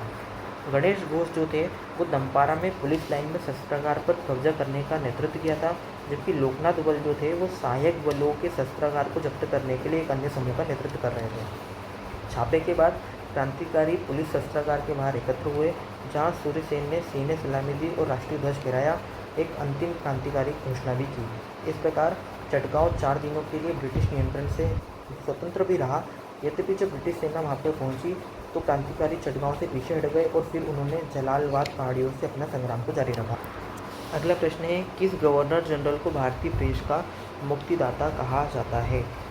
कॉर्नवालिस, लिटन, वेलेस्ली और चार्ल्स मेटकाफ। तो इसका सही जवाब हो जाएगा ऑप्शन डी, चार्ल्स मेटकाफ। यहाँ पे एक्सप्लेनेशन दिया गया है कि भारत में पहला प्रिंटिंग प्रेस जो था वो 1674 में बॉम्बे में स्थापित किया गया था। ठीक है, आगे उसके बाद 1772 में मद्रास में दूसरा प्रिंटिंग प्रेस बना और 1779 में कोलकाता में तीसरा बना। जेम्स ऑगस्टिन हिक्की ने 1780 में भारत का पहला समाचार पत्र द बंगाल गज़ेट प्रकाशित किया। ठीक है, किसके द्वारा किया गया? The Bengal gazette. ये किया गया जेम्स ऑगस्टिस हिक्की के द्वारा किया गया था। उल्लेखनीय प्रकाशनों में the Kolkata Chronicle 1786, the Madras courier 1788 और द बॉम्बे हेराल्ड 1789 में किया गया। तो आपको ये क्रम ध्यान रखना है, कोलकाता क्रॉनिकल, मद्रास कुरियर और बॉम्बे हेराल्ड। तो देखा जाए तो यहाँ पे कोलकाता है, यहाँ पे मद्रास है और यहाँ पे बॉम्बे है, तो इस क्रम में आप इसका ध्यान रख सकते हैं। 1796 में वर्ष 1804 तक अपने कार्यकाल के दौरान लॉर्ड वेलेस्ली ने 1799 में प्रेस सेंसरशिप अधिनियम के माध्यम से कड़े कानून लगाए। तो वेलेस्ली के द्वारा तो कड़े कानून लगाए गए। ठीक है, 1823 में कार्यवाहक गवर्नर जनरल जॉन्स एडम ने सख्त प्रेस नियम लागू किए और प्रेस चलाने के लिए लाइसेंस की आवश्यकता कर दी गई। यदि बात की जाए 1835 से वर्ष 1836 तक की, तो कार्यवाहक गवर्नर जनरल रहे चार्ल्स मेटकाफ के द्वारा स्वतंत्र प्रेस के समर्थन किया गया और 1823 के नियमों को उन्होंने रद्द कर दिया। मेटकाफ प्रेस अधिनियम के प्रशासकों को केवल अपने प्रकाशन स्थान को घोषित करने की आवश्यकता थी और जिसने प्रेस के विकास को प्रोत्साहित किया। परिणाम स्वरूप मेटकाफ को भारतीय प्रेस का मुक्तिदाता भी कहा जाता है। अगला है, फराजी आंदोलन के संदर्भ में विचार करना है। यह ब्रिटिश सरकार के खिलाफ पहला कर मुक्त अभियान था। दूसरा, सैयद अहमद बरेलवी इस नेता के नेतृत्व के नेता थे। तो ये कथन तो सही है कि फराजी आंदोलन का नेतृत्व सैयद अहमद बरेलवी के द्वारा किया गया था, लेकिन ये कथन गलत हो जाएगा कि इनके द्वारा पहला कर मुक्त अभियान था। तो इसका सही जवाब हो जाएगा ऑप्शन बी। फराजी आंदोलन ने ब्रिटिश शासन के खिलाफ पहला कर मुक्त अभियान चलाया, जिसका नेतृत्व किसने किया था? शरीयतुल्लाह खान दादू मियाँ ने किया था। ठीक है, माफ़ कीजिएगा, यहाँ पे थोड़ा सा गलत हो गया। ये स्टेटमेंट सही है और ये वाला गलत है। ठीक है, तो सैयद अहमद बरेलवी ने इस आंदोलन के नेता नहीं थे। इस आंदोलन का नेतृत्व किसके द्वारा किया गया था? इसका नेतृत्व किया गया था शरीयतुल्लाह खान और दादू मियाँ के द्वारा इसका नेतृत्व किया गया था। ठीक है, आप ध्यान रखें। तो इसका सही जवाब हो जाएगा ऑप्शन नंबर ए। जो सैयद अहमद बरेलवी है, इनका संबंध किससे है? ये बहावी आंदोलन से संबंधित है। ठीक है, इसका संबंध है बहावी आंदोलन से। ठीक है, अगला प्रश्न है 1855 से 57 के दौरान संथाल विद्रोह का नेतृत्वकर्ता कौन थे? तो इसका सही जवाब होगा सिद्धू और कानू। अगला है निम्नलिखित में से कौन सी घटना कालक्रम में अंतिम थी? आत्मीय सभा का गठन, बंगाल सती विधिनियम अधिनियम, विधवा पुनर्विवाह अधिनियम और है वुड डिस्पैच।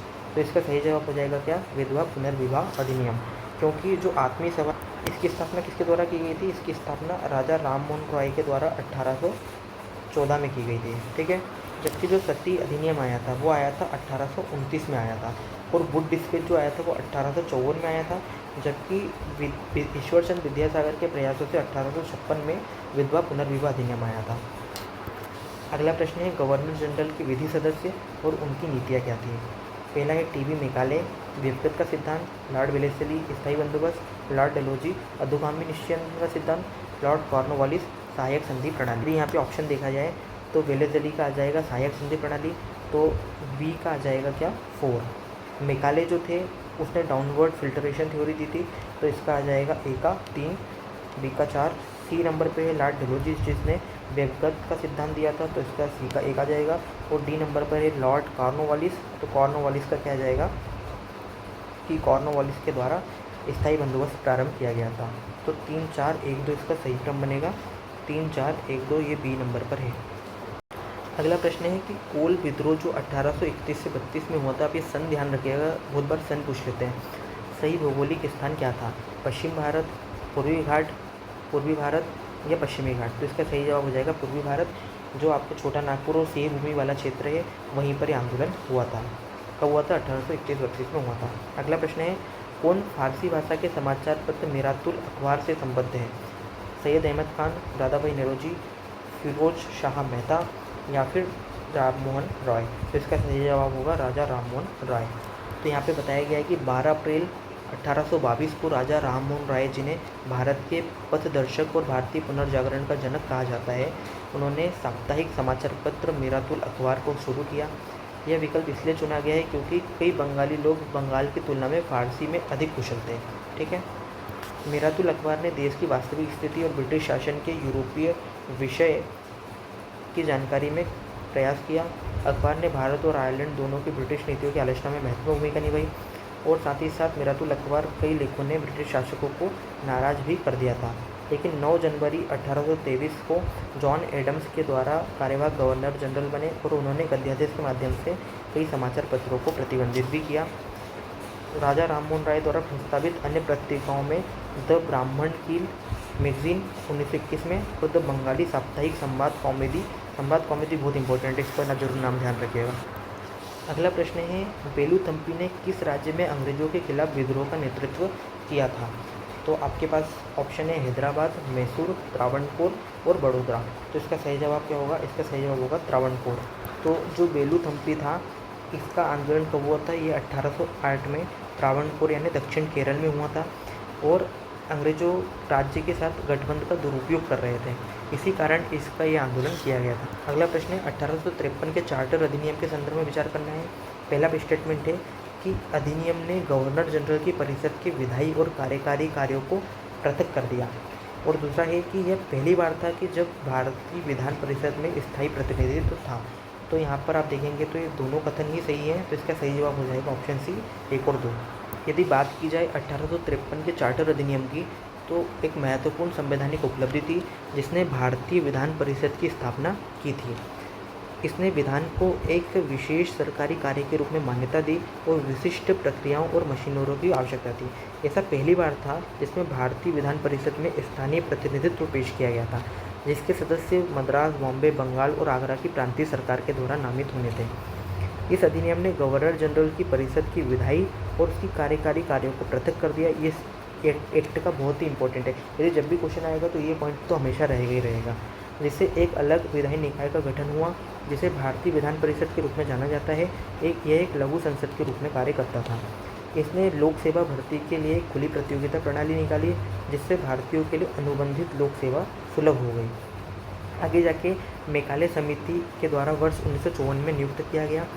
इसके अतिरिक्त अधिनियम ने कंपनी के शासन को बढ़ाया और भारतीय क्षेत्रों को ब्रिटिश क्राउन के द्वारा न्यायाधिकार में अनुमति दी, जिससे संसद के लिए कंपनी के शासन को समाप्त करने के लिए कोई निर्धारित समय सीमा नहीं थी। मतलब इसमें बोला गया था, इस एक्ट में जो 1833 का एक्ट आया था, तो उसमें ये बोला गया था 1833 में कि अगले 20 वर्षों के लिए कंपनी को अधिकार दिए जाते हैं। लेकिन जब 1853 का एक्ट आया तो उसमें ये बोला गया कि कंपनी का शासन के लिए कंपनी को शासन का अधिकार है, लेकिन उसके लिए अगली कोई समय सीमा तय नहीं की गई। उसका शासन कभी भी समाप्त किया जा सकता था। और 1857 का जब वो विद्रोह हुआ तो उसके बाद 1858 में कंपनी का शासन पूर्णतः समाप्त हो गया। अगला प्रश्न है, निम्नलिखित में से कौन सी घटना कालक्रम में पहली थी? पहला लिखा गया है हैदराबाद द्वारा हस्ताक्षरित सहायक संधि। दूसरा है प्रथम बंगाल डच युद्ध। तीसरा है हैदर अली की मृत्यु। और चौथा है दूसरा आंग्ल मराठा युद्ध। तो इसका सही जवाब क्या होगा? इसका सही जवाब होगा प्रथम आंग्ल डच युद्ध। यदि हम यहाँ पे सॉल्यूशंस में देखें तो प्रथम आंग्ल डच युद्ध जो हुआ था वो 1652 से 1654 में गुडविन सेंट क्षेत्र में लड़ा गया था। दूसरा युद्ध जो था वो 1665 से 67 में लड़ा गया था। और तीसरा युद्ध जो था वो 1672 में। और चौथा जो युद्ध था वो 1770 से 73 के बीच लड़ा गया था। वर्ष 1767 से 69 में 84 और 92-99 के बीच अंग्रेजों और मैसूर के बीच 4 युद्ध लड़े गए। दूसरा युद्ध 1780 में हैदर अली ने अंग्रेजों के खिलाफ मराठों के साथ गठबंधन किया और कर्नाटक को सुरक्षित किया। 1782 में हैदर अली की मृत्यु के बाद 1784 में टीपू सुल्तान के साथ मंगलोर की संधि पर हस्ताक्षर किए गए। तो आपसे कल जाको ये भी पूछा जा सकता है कि कब मंगलोर की संधि पर हस्ताक्षर हुए। तो मंगलोर की संधि पर हस्ताक्षर कब हुए? 1784 में हुए। आंग्ल मराठा युद्ध प्रथम 1775 से 82, दूसरा 1803 से 5 और तीसरा 1816 से 19 के बीच लड़ा गया। पहला युद्ध सूरत की संधि के साथ शुरू हुआ था और सालवाई की संधि के साथ समाप्त हुआ। 1799 से 1800 में मैसूर पर अधिकार के बाद मराठा द्वितीय युद्ध में अपनी पराजय तक ब्रिटिश नियंत्रण से बाहर एकमात्र प्रमुख शक्ति बने रहे। लॉर्ड वेलेजली के द्वारा लागू की गई सहायक संधि प्रणाली में कई भारतीय राज्यों को सम्मिलित किया गया, जिसमें सबसे पहला राज्य जो था वो हैदराबाद था, जिसको 1798 में शामिल किया गया था। इसके अलावा मराठा पेशवा, नागपुर के भोसले, ग्वालियर के सिंधिया, जयपुर, बड़ौदा, गायकवाड़, त्रावणकोर, कोचीन, कोटा, जोधपुर और बीकानेर को भी इसमें शामिल किया गया था। अगला प्रश्न है, निम्नलिखित में से किस व्यक्ति ने द इंडियन एसोसिएशन की स्थापना की? तो इंडियन एसोसिएशन की स्थापना किसके द्वारा की गई थी? सुरेंद्र नाथ बनर्जी के द्वारा की गई थी। ये स्थापना कब हुई थी? 1876 में की गई थी। और इसके साथ कौन व्यक्ति जुड़े हुए थे? तो वो जुड़े हुए थे आनंद मोहन बोस, इनके साथ में शामिल थे। और ब्रिटिश भारत में पहला खुले तौर पर राष्ट्रवादी संगठन था ये। इसे इंडियन नेशनल एसोसिएशन के नाम से भी जाना जाता है, जिसका उद्देश्य औपनिवेशिक शासन के खिलाफ राजनीतिक लामबंदी के लिए एक मंच तैयार करना था, ताकि लोग एक दूसरे से जुड़ सकें। अगला प्रश्न है, बक्सर के युद्ध के संदर्भ में विचार करना है। यह British East India Company, Mir Qasim, Shuja ud Daula और शाह आलम द्वितीय की संयुक्त सेना के बीच लड़ा गया था। तो ये कथन बिल्कुल सही है। दूसरा है, इलाहाबाद की संधि वर्ष 1675 में हुई थी। तो ये नहीं हुई थी, ये हुई थी 1765 में हुई थी। ठीक है, इसका केवल एक आंसर आएगा। बक्सर के युद्ध में मीर कासिम ने बंगाल से अंग्रेजों को बाहर निकालने के उद्देश्य से अवध के नवाब शुजा-उद-दौला, ठीक है, मुगल सम्राट शाह आलम द्वितीय के साथ गठबंधन किया। उनकी संयुक्त सेना ने 22 अक्टूबर 1764 को बक्सर में मेजर हेक्टर मुनरो के नेतृत्व में अंग्रेजी सेना का सामना किया। अपनी बेहतर सैन्य रणनीति और मारक क्षमता के कारण अंग्रेज विजयी रहे। इसने बंगाल और उत्तरी भारत पर ब्रिटिश नियंत्रण को भी मजबूत किया। इसने न केवल बंगाल के नवाब बल्कि मुगल सम्राट की भी ब्रिटिश सेना और पराजय को चिह्नित किया, जिससे वे भारत में एक प्रमुख शक्ति के रूप में स्थापित हुए। इस जीत ने वर्ष 1765 में इलाहाबाद की संधि का मार्ग भी प्रशस्त किया, जिस पर रॉबर्ट क्लाइव ने ब्रिटिश की तरफ से संधि पर हस्ताक्षर किए थे। ठीक है, अगला प्रश्न है कि निम्नलिखित में से किसने कुशल अकर्मण्यता की नीति आरंभ की थी? लॉर्ड कर्जन, डलहौजी, मेयो या लॉरेंस? तो लॉर्ड लॉरेंस के द्वारा सन 1864 में 1869 तक ये वायसराय था। तो जॉन लॉरेंस के द्वारा प्रथम आंग्ल अफगान युद्ध से सीखे गए सबक और सीमांत गतिशीलता और स्वतंत्रता के लिए अफगान आकांक्षाओं की अपनी व्यवहारिक समझ के आधार पर कुशल अकर्मण्यता की नीति प्रारंभ की थी। तो कुशल अकर्मण्यता की नीति का संबंध किससे था? अफगान शासन से था। ठीक है, ये आपको ध्यान रखना है।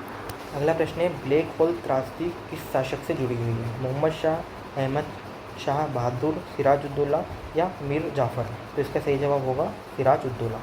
तो ब्लैक होल त्रासदी जो है वो 20 जून 1756 की रात्रि को कोलकाता के फोर्ट विलियम में घटित हुई थी। इसमें बंगाल के नवाब सिराजुद्दौला के द्वारा 146 ब्रिटिश कैदियों को एक छोटे से काल कोठरी में कैद कर दिया गया। नवाब ने कोलकाता पर हमला किया क्योंकि कंपनी युद्ध सप्तवर्षीय युद्ध की आशंका में शहर को मजबूत करने में विफल रही थी। और आत्मसमर्पण के बाद क्या हुआ कि हॉलवेल और अन्य यूरोपीय लोगों को रात के लिए कंपनी के स्थानीय लॉकअप में रखा गया, जो छोटे अपराधियों के लिए था, जिसे ब्लैक होल के नाम से जाना जाता है। तंग स्थितियों के कारण दम घुटने से गर्मी में थकावट के कारण 123 कैदियों की मृत्यु हो गई। अगला प्रश्न है, कालक्रम की दृष्टि से अंतिम कौन सी घटना थी? कोलकाता में सर्वोच्च न्यायालय की स्थापना। तो कोलकाता में सर्वोच्च न्यायालय की जो स्थापना थी वो हुई थी कब? 1773 के एक्ट से हुई थी, 1774 में हुई थी। दूसरा है कॉर्नवालिस संहिता। कॉर्नवालिस संहिता जो थी वो 1793 में आई थी। सी नंबर पर है प्लासी का युद्ध। प्लासी का युद्ध जो हुआ था वो 1757 में हुआ था। और अगला है सालवाई की संधि। तो सालवाई की संधि जो हुई थी वो 1782 में हुई थी। तो इसका सही जवाब क्या होगा? इसका सही जवाब होगा कॉर्नवालिस संहिता, ऑप्शन नंबर बी। कॉर्नवालिस संहिता का आरंभ कॉर्नवालिस संहिता 1793 में लागू की गई, जो ब्रिटिश भारत के प्रशासनिक ढांचे में विशेष रूप से बंगाल में एक महत्वपूर्ण विकास को चिन्हित करती है। प्लासी का युद्ध यह वर्ष 1757 में हुआ, जिन्हें बंगाल में नियंत्रण के लिए चिन्हित किया गया था। कोलकाता में सर्वोच्च न्यायालय की स्थापना 1773 के एक्ट से 1774 में हुई। इसने कोलकाता के मेयर न्यायालय का स्थान लिया और 1862 तक ब्रिटिश भारत के सर्वोच्च न्यायालय के रूप में भी कार्य किया। सालवाई की संधि जो थी वो 1782 में हस्ताक्षरित की गई। वॉरेन हेस्टिंग के द्वारा फरवरी 1783 में फडणवीस के द्वारा इसकी पुष्टि की गई। इसने प्रथम आंग्ल मराठा युद्ध के चरण के अंत को भी चिन्हित किया। तो आपको ये ध्यान रखना है। अगला प्रश्न है कि किस व्यक्तित्व ने 1857 के विद्रोह में कहा कि विद्रोह विशुद्ध रूप से एक सैन्य विद्रोह था, न कि ब्रिटिश शासन को उखाड़ फेंकने का षड्यंत्र था? तो आर.सी. मजूमदार, एस.एन. सेन, वीर सावरकर या सर जॉन लॉरेंस? तो इसका सही जवाब हो जाएगा डी, सर जॉन लॉरेंस। तो बहुत सारे नेताओं ने इस विद्रोह की प्रकृति को कुछ अपने शब्दों में पिरोया है। जिसे सर जॉन लॉरेंस के बारे में हमने देखा कि इन्होंने बोला था कि विद्रोह विशुद्ध रूप से एक सैन्य विद्रोह था, न कि ब्रिटिश शासन को उखाड़ फेंकने का षड्यंत्र था। दूसरा थे वीर सावरकर। वीर सावरकर ने क्या कहा था कि यह प्रथम भारतीय स्वतंत्रता संग्राम था। एस.एन. सेन, इन्होंने क्या कहा था? इन्होंने कहा था कि 1857 का विद्रोह भारतीय स्वतंत्रता संघर्ष का एक हिस्सा है। आर.सी. मजूमदार ने क्या कहा था कि पहले विद्रोह चाहे नागरिक या सैन्य अलग अलग घटनाओं की एक श्रृंखला थी, जो अंततः 1857 के महान विद्रोह में परिणित हुआ। ठीक है, आगे जाके कुछ इतिहासकार हैं और उनकी राय है। जैसे लॉरेंस के द्वारा सिपाही विद्रोह कहा गया था, ईश्वरी प्रसाद के द्वारा स्वतंत्रता के लिए संघर्ष कहा गया था, रामविलास शर्मा ने इसे लोकप्रिय क्रांति कहा था। ठीक है, डिज़राइली के द्वारा राष्ट्रीय विद्रोह कहा गया था, जेम्स आउट्रम और टेलर के द्वारा ब्रिटिश के खिलाफ हिंदू मुस्लिम षड्यंत्र कहा गया था, और इसी प्रकार सावरकर और अशोक मेहता ने इसे राष्ट्रीय स्वतंत्रता के लिए एक संगठित युद्ध कहा था, और आर.सी. मजूमदार के द्वारा राष्ट्रीय स्वतंत्रता संग्राम नहीं है ये कहा था। अगला प्रश्न है 1857 के विद्रोह का तात्कालिक कारण क्या था? देवगत का सिद्धांत, रियासतों को ब्रिटिश साम्राज्य में मिला लिया गया, ये कारण शायद नहीं था। अगला 1833 में हुई बागान प्रणाली के खिलाफ भारतीय किसानों की दुर्दशा, ये भी नहीं। राज्य शिक्षा के स्थान पर संस्कृत की शुरुआत, ये भी नहीं। नई शुरू की गई एनफील्ड राइफल्स में ग्रीस कारतूस का प्रयोग, तो ये कथन आपका सही हो जाएगा। ये विद्रोह कब शुरू हुआ था?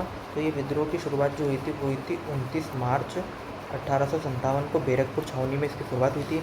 और मंगल पांडे का संबंध किस इन्फेंट्री से था? तो वो 34वीं बंगाल नेटिव इन्फेंट्री से संबंधित थे। अगला प्रश्न है अधिनियम और उनका वर्ष आपको सम्मिलित करना है। लाइसेंसिंग अधिनियम, लाइसेंसिंग अधिनियम जो है वो 1857 में आया था, तो इसका आ जाएगा ए का 3, ई के सामने आ जाएगा 3। प्रेस और पुस्तक के राष्ट्रीयकरण अधिनियम, ये आया था 1867 में, तो बी का आ जाएगा 4।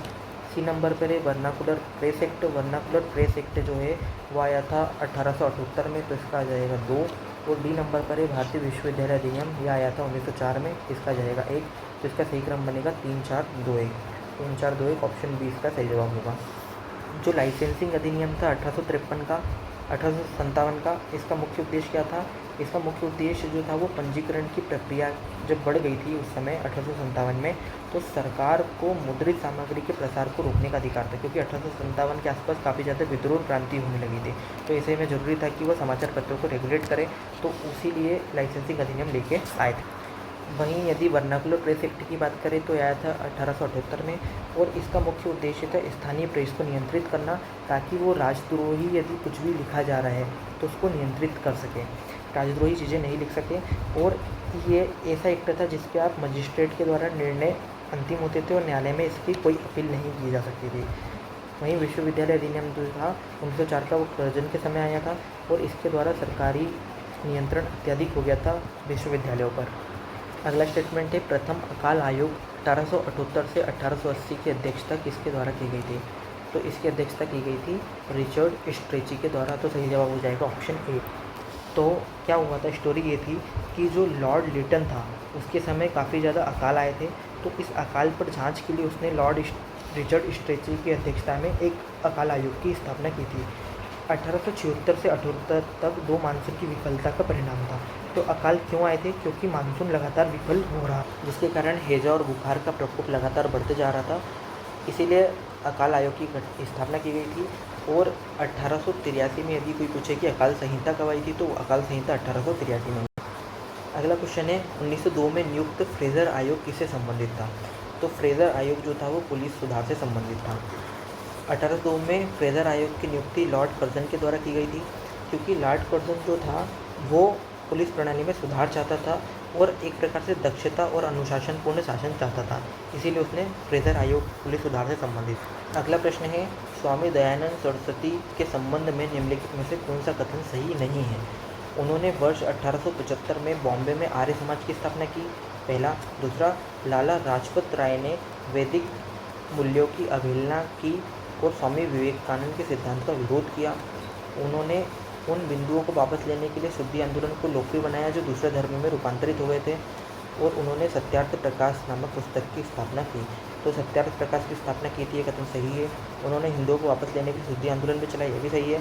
उन्होंने वर्ष 1875 में बॉम्बे में आर्य समाज की स्थापना भी की थी, लेकिन लाला लाजपत राय उनके विरोधी नहीं थे, बल्कि उनके समर्थन में थे। जो लाला लाजपत राय थे, जो दयानंद सरस्वती थे, वे मूर्ति पूजा, बाल विवाह और जाति व्यवस्था के खिलाफ थे। उन्होंने अंतरजातीय विवाह और विधवा विवाह को भी काफ़ी ज़्यादा प्रोत्साहित किया था। ठीक है, उनकी बुक है सत्यार्थ प्रकाश, इसका नाम याद रखिएगा आप। और उन्होंने उन हिंदुओं को वापस लाने के लिए शुद्धि आंदोलन भी चलाया था।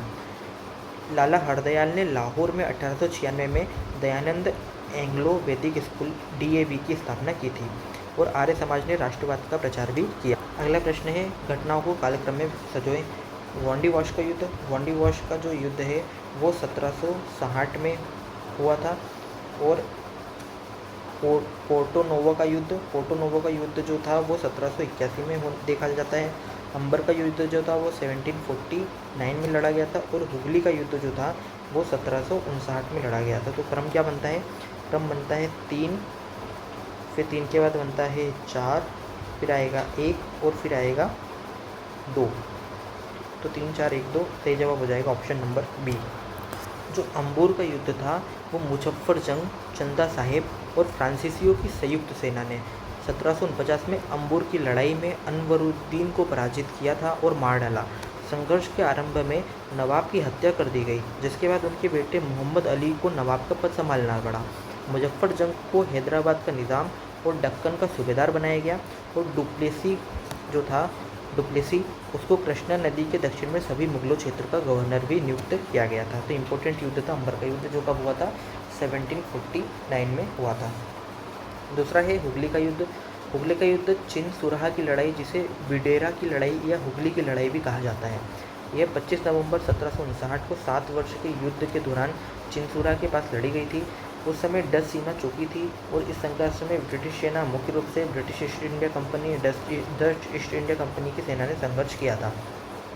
अगला है वांडीवाश का युद्ध। वांडीवाश का युद्ध जो था वो 22 जनवरी 1760 को लड़ा गया था।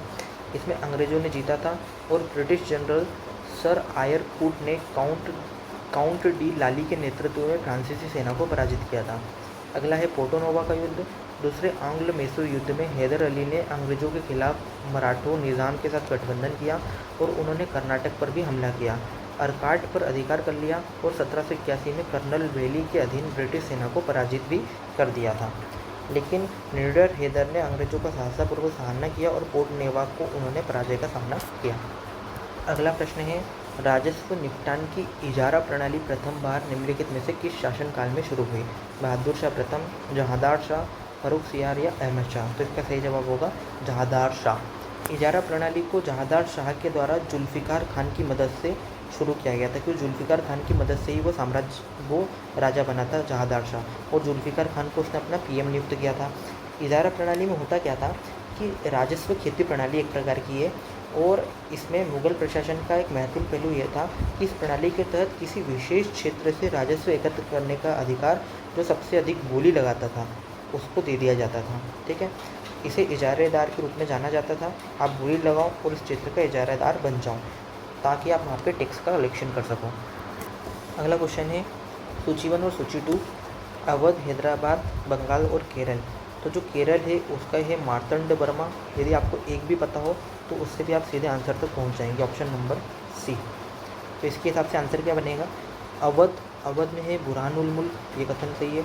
हैदराबाद के है निज़ामुल मुल्क। ठीक है, बंगाल में है मुर्शिद कुली खान और केरल में है मार्तंड वर्मा। तो ऑप्शन सही जवाब हो जाएगा ऑप्शन नंबर सी। करनाल का प्रसिद्ध युद्ध किसके बीच लड़ा गया था? तो करनाल का जो प्रसिद्ध युद्ध है वो 1739 में हुआ था, और यह मुग़ल बादशाह मोहम्मद शाह और नादिर शाह के बीच लड़ा गया था। और इस युद्ध में नादिर शाह ने मोहम्मद शाह को पराजित करने के साथ ही दिल्ली पर कब्जा भी किया और साथ ही साथ दिल्ली को बहुत ज़्यादा लूटा भी था। अगला कथन है, निम्नलिखित को कालक्रम में बताएं। तो जो विलियम हॉकिंस थे वो 1609 में जहांगीर के दरबार में आए थे। ठीक है, जो जॉन सुरमन जो था वो 1715 में एक ब्रिटिश प्रतिनिधि मंडल के साथ फर्रुखसियार से फरमान लेकर गया था बंगाल, गुजरात और हैदराबाद के लिए। जो सर थॉमस रो थे तो वो भी 15वीं ईस्वी में भारत आया था। और विलियम नॉरिस जो था वो 1701 से 1702 तक औरंगजेब के दरबार में आया था। तो इसका सही आंसर हो जाएगा ऑप्शन नंबर डी। अगला प्रश्न है, मराठा प्रशासन के अधीन निम्नलिखित में से सबसे निचली इकाई कौन सी थी? मौजा, तरफ, प्रांत या परगना? तो इसका सही आंसर हो जाएगा ऑप्शन ए मौजा। तो सबसे छोटी इकाई थी मौजा, उसके ऊपर होता था तरफ जिसमें हवलदार और कारकुन होता था, और उसके ऊपर होता था प्रांत। अगला प्रश्न है, मराठा प्रशासन में जामदार शब्द किस भाषा से जाना जाता था? ऑप्शन ए लेखा परीक्षक, ऑप्शन बी एक भूमि धारक जाति, ऑप्शन सी कोषाध्यक्ष या ऑप्शन डी एक जिले का प्रभारी। तो जो जामदार था वो कोषाध्यक्ष होता था, ऑप्शन सी सही जवाब है। तो यदि मराठा प्रशासन में प्रमुख पदनाम की बात की जाए तो क्या क्या आ जाएगा? सबसे पहला आ जाएगा जामदार जो था कोषाध्यक्ष, उसके बाद था भूमिया जो एक भूमि धारक जाति थी। ठीक है, उसके नाम में ही भूमि है तो भूमि धारक था। एक था किलादार जो किले का प्रभारी था, एक था मजूमदार जो लेखा परीक्षक था, एक था पोतनी जो होता था वो नकदी रखने वाला व्यक्ति होता था। तो आपसे पूछ सकते हैं कि पोतनी कौन था मराठा साम्राज्य में? तो वो नकदी रखने वाला था, जबकि जो जामदार था वो एक प्रकार से कोषाध्यक्ष होता था। ठीक है, अगला प्रश्न है, पहला अभिकथन लिखा गया है कि British East India company Bharat में सफल रही जबकि फ्रांसीसी कंपनी असफल रही। दूसरा लिखा गया है कि ब्रिटिश ईस्ट इंडिया कंपनी के पास मजबूत नौसैनिक बल था और वह एक निजी कंपनी के रूप में काम करती थी। तो यहाँ पे देखा जाए तो दोनों ही सही और सही व्याख्या भी हो रही है यहाँ पर। ठीक है, चलते हैं अगले प्रश्न की ओर। अगला प्रश्न है, निम्नलिखित में से किस मुगल शासक के शासनकाल के दौरान प्लासी का युद्ध हुआ था? तो प्लासी का युद्ध अभी हमने देखा था, तो शाह आलमगीर द्वितीय के समय सन 1757 में प्लासी का युद्ध लड़ा गया था। ठीक है, तो आपको ध्यान रखना है। अगला प्रश्न है, किसने फ्रांसीसी प्रशासक डुप्लेसी को नवाब की उपाधि दी थी? तो अभी हमने देखा था अंबर का युद्ध, और उस अंबर के युद्ध के दौरान ही जो आपके मुजफ्फर जंग है उसके द्वारा डुप्लेसी को नवाब की उपाधि प्राप्त हुई थी। अगला प्रश्न है, कौन सी लड़ाई ब्रिटिश ईस्ट इंडिया कंपनी के द्वारा भारत में अपने यूरोपीय प्रतिद्वंदियों के खिलाफ लड़ा गया एक अंतिम युद्ध था? तो इसका सही जवाब होगा वांडी वॉश का युद्ध। जो कब लड़ा गया था? वो लड़ा गया था 1760 में, और तमिलनाडु के वांडी वॉश में थर्ड कर्नाटक युद्ध का एक निर्णायक युद्ध था। ठीक है, इस युद्ध में ब्रिटिश सेना का जनरल कौन था? वो था आयरकुट आयरकुट ब्रिटिश सेना की तरफ से था और थॉमस आर्थर जो था कॉम्टे डी लाली ये फ्रांसीसी सेना की तरफ से लड़ रहा था। पेरिस की संधि ने भारत में फ्रांसीसी कारखानों को बहाल किया, लेकिन युद्ध के बाद उनका राजनीतिक प्रभाव प्रभावी रूप से समाप्त हो गया। इसके बाद फ्रांसीसी भारत में अपनी पुर्तगाली डच समकक्ष की तरह अपने छोटे क्षेत्र तक ही सीमित रहे और आगे जाके भारतीय उपमहाद्वीप में प्रमुख यूरोपीय शक्ति के रूप में उभरे। विशेषकर 1759 में वेदारा के युद्ध में डचों की पराजय के बाद उनका वर्चस्व और बढ़ गया और इसी प्रकार अंग्रेज जो थे भारत में एकमात्र शक्ति के रूप में उभरे। अगला प्रश्न है सन्यासी विद्रोह के संदर्भ में। विद्रोह वर्ष 1777 में एक विनाशकारी अकाल और कठोर ब्रिटिश नीतियों के कारण आरंभ हुआ था। दूसरा है केवल हिंदू सन्यासियों ने विद्रोह में भाग लिया, तो ये कथन गलत है। विद्रोह को अंग्रेजों ने बिना किसी प्रतिरोध के आसानी से दबा दिया, तो ये भी कथन गलत है, इसमें प्रतिरोध हुआ था। विद्रोह में कोई महत्वपूर्ण नेता और ग्रामीण आबादी महत्वपूर्ण भागीदारी नहीं थी, तो ये कथन भी गलत है। इसका सही जवाब हो जाएगा ऑप्शन ए। ठीक है, क्योंकि इस आंदोलन के जो महत्वपूर्ण नेता थे वो थे मजनू शाह। ठीक है, दूसरे थे चिराग अली, तीसरा था मूसा शाह, चौथा था भवानी पाठक। तो ये महत्वपूर्ण नेता थे इस आंदोलन के। ठीक है, इनका नाम ध्यान रखिएगा। अगला प्रश्न है किस अधिनियम को गांधी ने काला अधिनियम कहा है। तो गांधी ने किस अधिनियम को काला अधिनियम कहा था? अराजक क्रांतिकारी अपराध अधिनियम 1919, जो जलियांवाला बाग आंदोलन के खिलाफ। इस आंदोलन में क्या था कि भारत में जो देखा जाए तो क्रांतिवादी गतिविधि और समाजवादी साम्राज्यवादी और आपके जो क्रांतिकारी गतिविधियाँ लगातार बढ़ रही थी, तो उसके खिलाफ सिडनी रॉलेट की अध्यक्षता में रॉलेट एक्ट लेके आए और इसी एक्ट को गांधी जी के द्वारा काला अधिनियम कहा गया। अगला प्रश्न है ब्रिटिश भारत में स्वशासन को बढ़ावा देने के लिए भारतीय छात्रों के एक केंद्र के रूप में लंदन में इंडियन होम रूल सोसाइटी की स्थापना किसके द्वारा की गई? तो ये किसके द्वारा की गई? श्यामजी कृष्ण वर्मा के द्वारा स्थापना की गई थी। लंदन में Indian home rule society, India house और द इंडियन सोशोलॉजिस्ट की स्थापना की गई। Home rule society India house का उद्देश्य ब्रिटेन की में युवाओं भारत में ब्रिटिश अधिकारियों के खिलाफ क्रांतिकारी गतिविधियों में शामिल होने के लिए प्रेरित करना था। इसका मासिक जो प्रशासन था उसका नाम था द इंडियन सोशलिस्ट, ने राष्ट्रवादी विचारों के लिए एक मंच के रूप में कार्य किया, जबकि इंडियन होम रूल सोसाइटी ने उन्हें भारत में ब्रिटिश शासन की आलोचना करने की अनुमति भी दी।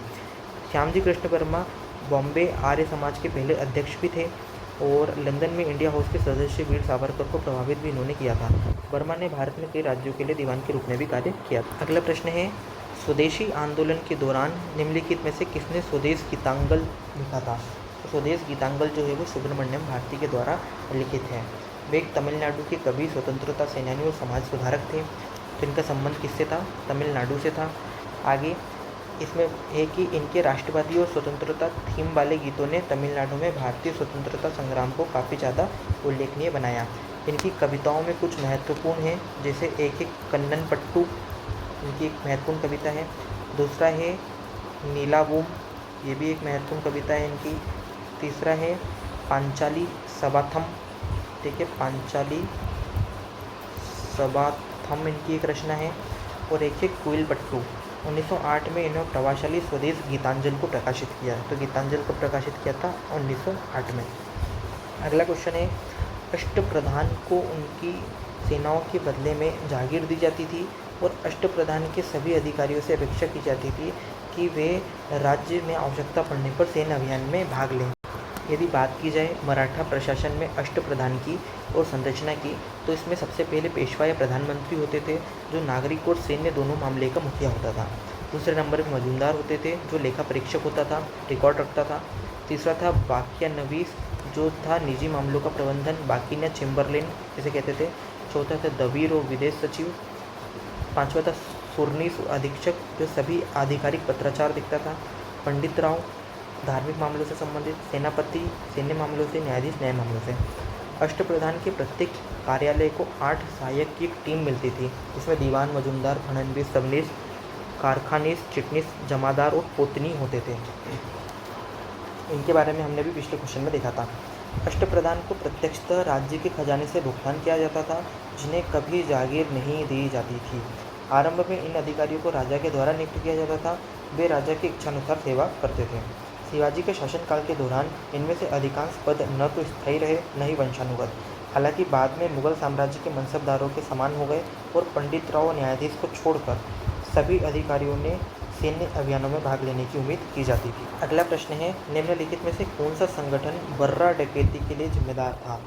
तो बर्रा डकैती के लिए जो जिम्मेदार था उसका नाम है अनुशीलन समिति। ठीक है, तो अनुशीलन समिति में 1908 में पुलिनदास के द्वारा बर्रा डकैती का प्रयास किया गया था। ठीक है, तो आप ध्यान रखिएगा।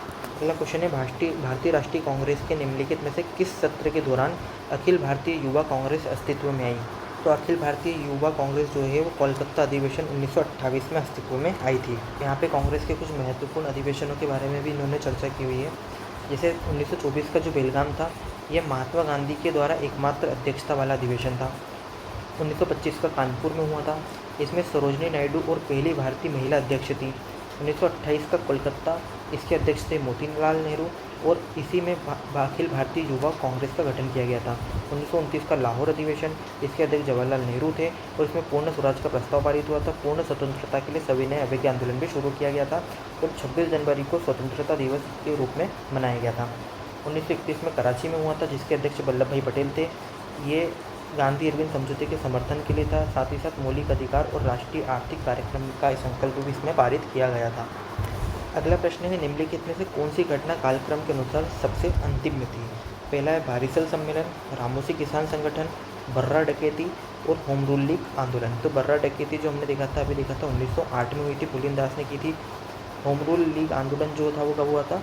ये हुआ था 1916 की घटना है ये। जो बारिसल सम्मेलन है वो कब हुआ था? ये हुआ था 1906 में। और रामोसी किसान डकैती जो है वो कब हुई थी? ये हुई थी 1879 में हुई थी। ठीक है, तो सबसे अंतिम पूछा गया है, तो अंतिम कौन सा था? होम रूल लीग आंदोलन। अगला प्रश्न है, हंटर शिक्षा आयोग के द्वारा माध्यमिक शिक्षा के लिए अनुशंसित 2 विभाग कौन से थे? तो इनके द्वारा संशोधित विभाग जो थे वो थे साहित्यिक और व्यावसायिक। जो हंटर आयोग था वो 1882-83 में गठित किया गया था लॉर्ड रिपन के समय। इस आयोग ने मुख्य रूप से प्राथमिक और माध्यमिक शिक्षा पर ध्यान केंद्रित किया था। साथ ही साथ आयोग ने प्राथमिक शिक्षा के विस्तार में सुधार की भी वकालत की थी। प्राथमिक शिक्षा का नियंत्रण स्थापित जिला नगरपालिका बोर्ड को हस्तांतरित कर दिया गया था। इसमें साहित्यिक प्रभाव जो था वो विश्वविद्यालय शिक्षा तक और व्यावसायिक प्रभाग जो था वो व्यावसायिक करियर हेतु था। आयोग ने महिला शिक्षा के लिए भी सुझाव दिए।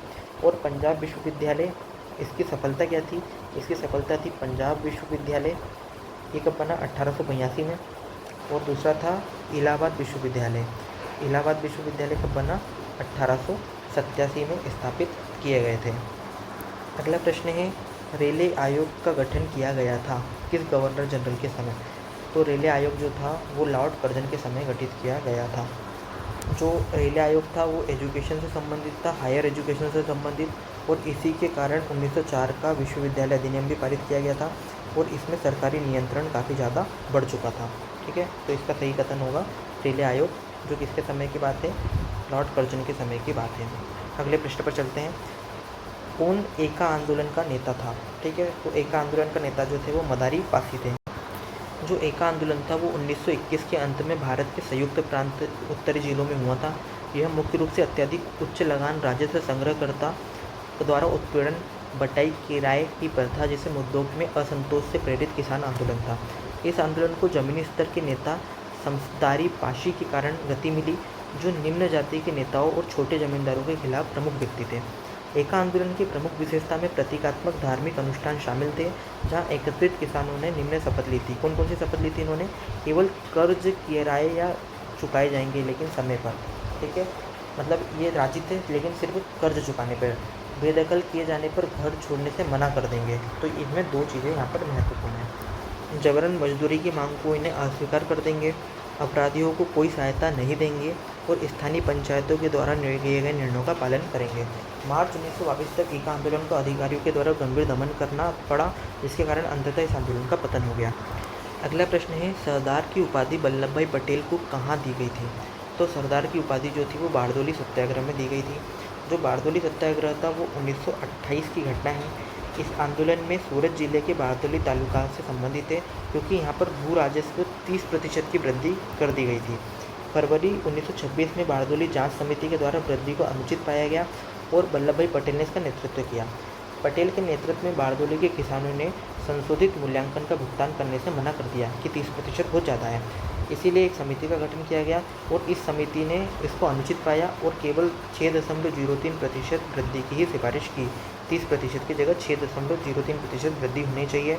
बारदोली की महिलाओं ने पटेल के नेतृत्व और संकल्प को मान्यता देकर उन्हें सरदार की उपाधि दी थी। अगला क्वेश्चन है, ब्रिटिश पंजाब में यूनियनिस्ट पार्टी के संस्थापक कौन थे? लाला लाजपत राय, छोटू राम, सूरजमल या अजीत सिंह? तो इसका सही जवाब होगा छोटू राम। इस पार्टी का मुख्य लक्ष्य किसानों के हितों की रक्षा करना था, साथ ही साथ सांप्रदायिकता को कम करना भी इसका एक मुख्य लक्ष्य था। इसमें हिंदू मुस्लिम एकता पर जोर दिया गया और विधानसभा, बोर्ड और स्थानीय निकायों में किसानों के पर्याप्त प्रतिनिधित्व की भी बात की गई। यूनियनिस्ट पार्टी जो थी वो आत्मसम्मान, धर्मनिरपेक्षता और देशभक्ति से पर्याय थी और 1937 के प्रांतीय चुनाव जीतने के बाद पार्टी ने ऋणदाता संरक्षण अधिनियम, बंधक भूमि अधिनियम, उधार अधिनियम का पंजीकरण की बात इनने की थी। कौन सी सिफारिश 1928 में स्थापित नेहरू रिपोर्ट में नहीं थी? पहला है डोमिनियन स्टेट की, ये तो शामिल थी। दूसरा है संयुक्त निर्वाचन क्षेत्र की, ये भी शामिल थी। भाषाई प्रांत की, ये भी शामिल थी। और धर्म राज्य संरक्षण, ये शामिल नहीं थी, बल्कि इनने धर्मनिरपेक्ष राज्य की बात की थी। तो लॉर्ड बिरकेनहेड की चुनौती में प्रयुक्त थे। फरवरी 1928 में एक सर्वदलीय सम्मेलन आयोजित किया गया और संविधान का प्रारूप तैयार करने के लिए मोतीलाल नेहरू की अध्यक्षता में एक उप समिति का गठन किया गया। इस समिति के और सदस्य कौन कौन थे? इसमें तेज बहादुर सप्रू शामिल थे, इसमें सुभाष चंद्र बोस शामिल थे, इसमें माधव श्रीहरि शामिल थे, इसमें मंगल सिंह शामिल थे, इसमें अली इमाम शामिल थे, शोएब कुरैशी शामिल थे, जी.आर. प्रधान शामिल थे। ठीक है, तो आपसे क्या कर सकता है, वो एक क्वेश्चन पूछ सकता है कि नेहरू जो मोतीलाल नेहरू की अध्यक्षता में एक सर्वदलीय सम्मेलन हुआ था, इसमें और सदस्य कौन कौन थे? तो आपको ध्यान रखना होगा, तेज बहादुर सप्रू, सुभाष चंद्र बोस, माधव श्रीहरि, मंगल सिंह, अली इमाम, शोएब कुरैशी और जी.आर. प्रधान। इस रिपोर्ट की मुख्य सिफारिश क्या थी? Dominion status. प्रस्ताव ने अलग अलग निर्वाचन क्षेत्रों को खारिज कर दिया और पहले संवैधानिक सुधारों का आधार था। इसने केंद्र प्रांतों में मुसलमानों के लिए आरक्षित सीटों के साथ संयुक्त निर्वाचन की बात की। भाषाई प्रांतों के गठन, आरक्षित सीटों के साथ संयुक्त निर्वाचन मतलब कि सीटें रिजर्व कर दी जाएगी कि इसमें मुस्लिम कैंडिडेट खड़ा होगा और उसे सभी लोग, हिंदू मुस्लिम सभी धर्म मानने वाले लोग वोट देंगे। और पृथक निर्वाचन में क्या होता था, जैसे सीट थी वो मुस्लिम के लिए थी तो उसमें केवल मुस्लिम लोग वोट डालते थे और कोई वोट नहीं डालता था। ठीक है, अगला है भाषाई प्रांतों के गठन की सिफारिश की।